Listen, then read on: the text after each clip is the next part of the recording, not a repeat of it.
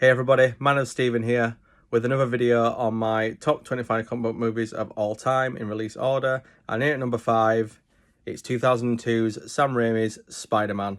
Now this film came out in, just in 2002, like I just said, 2 years after the X-Men movie. Now while X-Men was very grounded, this was also grounded in a sense, but it also took that Richard Donner, Richard Lester approach to superheroes where it was very bright and colourful, and I think maybe even more so, Sam Raimi really introduced some of those Sam Raimi elements that are prevalent in his horror movies like Evil Dead and stuff. There's that kind of almost like a wackiness to him, and his Spider-Man movies definitely had it. This one more so than some of the others, in my opinion, because you had characters like the Green Goblin in it, which Willem Dafoe was exceptional at, but he's very, very over the top.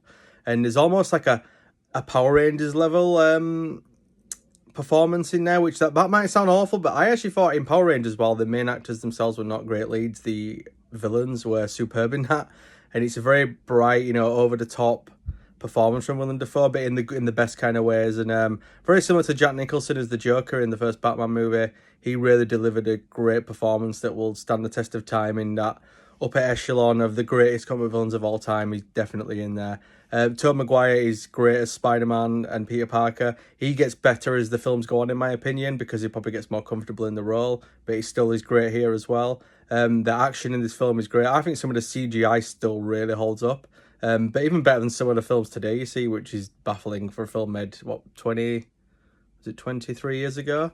So, I was longer than that, actually. Yeah, around that anyway.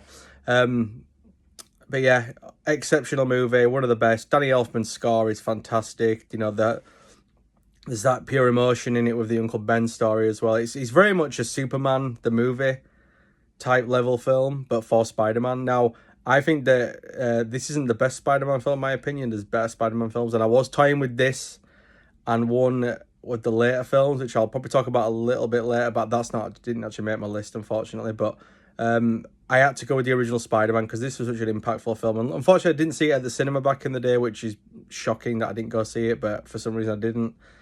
I don't know why, I just didn't. But yeah, so Spider-Man 2002 is my number 5. Look out for my number 6 dropping very soon. Until then, keep being super.